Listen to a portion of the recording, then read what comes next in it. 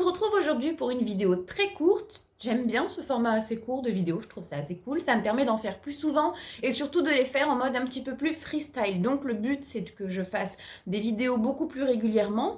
Donc voilà, je vais adopter ce format extrêmement court de vidéo, puis ça a l'air de vous plaire aussi. Bref, aujourd'hui, on va parler de ce qu'il faut faire ou ce qu'il ne faut pas faire justement pour faire avancer un projet. Alors, qu'importe le projet, que vous soyez entrepreneur, que vous soyez salarié, que vous soyez à la recherche d'un emploi. Je prends souvent cet exemple de recherche d'emploi, mais c'est parce que c'est quelque chose qui revient régulièrement dans mes messages. J'ai beaucoup de personnes qui m'envoient des messages en me disant je n'ose pas quitter mon emploi, je veux absolument chercher un autre emploi, mais je n'ose pas. Donc c'est pour ça que j'en parle beaucoup, mais c'est parce que c'est une réalité, c'est quelque chose qu'on me demande souvent. Bref, qu'importe ce que vous avez envie de faire, je vais vous donner quelques clés pour pouvoir avancer et puis 2-3 choses à ne pas faire. En tout premier lieu, ne vous mettez pas la pression, s'il vous plaît, parce que plus vous allez vous mettre la pression, plus vous allez vous créer un stress incroyable et puis suite à ce stress, vous risquez de vous dévaloriser, vous risquez de vous dire ouais mais j'y arrive pas, je laisse tomber, je suis nulle. C'est des choses évidemment qui ne sont pas bonnes à faire. Ensuite, essayez au maximum de trier vos tâches. Priorisez de la tâche la plus importante à la tâche la moins importante. Alors quand je parle de tâches importantes, je ne veux pas parler de la tâche la plus urgente, je veux vraiment parler de la tâche qui fait que si je ne fais pas ça, tout ce que j'ai fait derrière ne sert à rien. Je reprends l'exemple du boulot. Si vous allez sur tous les sites de recrutement et que vous voyez plein de postes qui vous plaisent, si vous n'avez pas fait ni votre CV ni votre lettre de motivation, la seule chose que vous allez pouvoir faire, finalement, c'est liker les posts, les mettre dans les favoris et puis les enregistrer pour pouvoir postuler plus tard.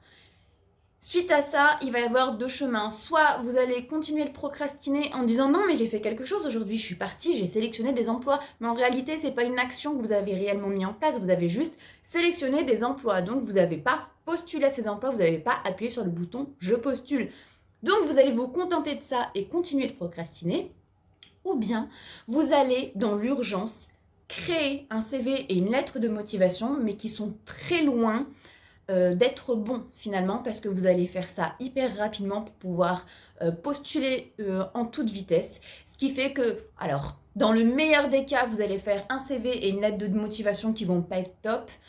Dans le pire des cas, vous allez complètement zapper la lettre de motivation et je vous parle par expérience et vous allez seulement poster un CV qui va être en fait modifié extrêmement rapidement. Vous n'allez pas prendre le temps de savoir si vous pourriez actualiser votre CV pour qu'il corresponde un petit peu plus à ce qu'on fait aujourd'hui. Je vous donne un autre exemple. Vous êtes entrepreneur, vous allez créer une offre, vous allez passer 6 mois, 8 mois à créer une offre et vous allez finalement trouver la formule parfaite, ce qui peut correspondre absolument à votre audience, sauf que vous avez seulement travaillé vos offres. Vous n'avez pas travaillé en amont sur votre com, vous n'avez pas ouvert de compte Instagram, de compte Facebook, ni même de site internet, ce qui fait que votre offre, finalement, personne n'y aura accès parce que personne ne sait que votre offre existe.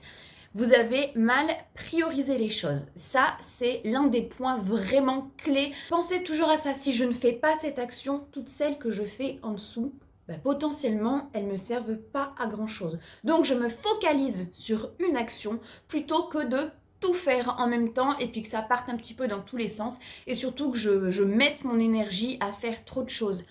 En parlant d'énergie, s'il vous plaît, reposez-vous. Je sais que tout le monde le dit, non mais je prends du temps pour moi, je me repose. C'est pas vrai. C'est pas vrai. On sait tous qu'on va aller faire des nuits blanches, on sait tous qu'on va aller travailler non-stop sur quelque chose et puis du coup on va pas prendre le temps de se reposer et de recharger les batteries qui fait que ça nous permettra d'avoir de nouveau des idées fantastiques sur la chose sur laquelle on est en train de travailler. Mettez-vous un timing. Par exemple, je prends cette tâche super importante et puis je vais travailler pendant 2 heures dessus aujourd'hui. Voilà. Ensuite, je vais faire autre chose. Je vais me promener, je vais respirer un petit peu, je vais pourquoi pas regarder un épisode d'une série. Bref, je vais faire quelque chose pour moi. Et puis si j'ai envie, je reviendrai sur ma tâche pendant encore 1 heure. Mais vous dépassez pas, si vous vous accordez par exemple 3 heures sur cette tâche en particulier, vous dépassez pas les 3 heures. Si vous êtes méga inspiré, toutes vos idées, vous les notez Et puis demain, vous reviendrez dessus, après-demain, et puis ainsi de suite. Si vous faites pas ça, ce qui risque de se passer, c'est que vous allez être complètement crevé et du coup, vous allez être démotivé. Je vous invite à aller voir la vidéo que j'ai postée, la dernière vidéo que j'ai postée justement, qui parlait des hausses et basses de motivation. Faites des listes. Avant, j'en faisais jamais. J'en faisais pas du tout. Je faisais pas de liste. J'étais tout un petit peu à l'instinct. Et puis, j'ai travaillé avec une collègue qui faisait des listes pour absolument tout. Et au début, j'en rigolais. Et puis ensuite, j'ai pris le pli, j'ai pris cette habitude de faire des listes et c'est génial. Et c'est super satisfaisant de pouvoir cocher à chaque fois les tâches qui ont été traitées. Ça vous permet de savoir ce que vous avez fait dans la journée et ce qu'il vous reste à faire. Alors les tâches que vous n'avez pas fait, vous les reportez sur votre tâche du lendemain. À savoir que je vous conseille de les reporter jusque 3 jours. Si au-delà de 3 jours, vous avez vu que ces tâches ne sont pas faites, eh ben, il va falloir vous poser la question, est-ce que je n'ai pas fait ces tâches parce que je suis encore sur la tâche la plus importante, à ce moment-là, c'est ok, ou bien est-ce que je n'ai pas fait ces tâches pour X ou Y raison, et est-ce que par hasard je ne suis pas en train de procrastiner par rapport à ces tâches, ce qui fait qu'en réalité, il y a une peur qui se cache derrière ça. Alors, j'ajoute quelque chose qu'il faut appliquer tout le temps. N'hésitez pas à demander de l'aide. Des fois, on est sur un problème, on a vraiment la tête dedans, on n'arrive pas en fait à prendre du recul et on n'arrive pas à voir ce qui bug.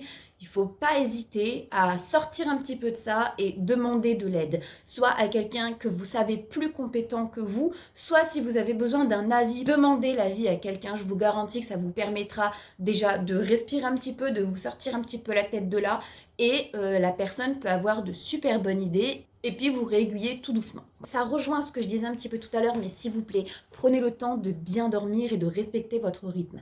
Si vous voyez que vous êtes extrêmement productif le matin, ne vous couchez pas à 3 heures du matin pour vous lever à 8 heures. Vous allez être crevé. Essayez de vous coucher vers les 22 heures, 22h30 grand max, pour vous réveiller vers 7h30, 8 heures, et du coup être beaucoup plus productif le matin, si vous voyez que c'est là que vous arrivez à tout donner. Si à l'inverse, vous êtes beaucoup plus créatif le soir, et bien si votre activité vous le permet, essayez de faire une petite grasse mat pour pouvoir être beaucoup plus en forme la nuit. Voilà les conseils que je peux vous donner moi aujourd'hui. C'est la fin de cette vidéo, j'espère qu'elle vous a plu. Si vous avez des demandes, des requêtes, des questions ou des idées de thèmes à traiter, vous n'hésitez surtout pas à me contacter sur Instagram. Vous avez 2 comptes, les coachings d'Adaïs qui est un compte ouvert et vous avez les secrets d'Adaïs qui est un compte fermé si vous êtes une personne qui aimait vraiment le développement personnel et qui souhaitait entrer un petit peu plus en interaction avec moi ou avec d'autres membres du groupe. Je vous fais un gros bisou, je vous remercie d'avoir visionné cette vidéo et je vous dis à très vite.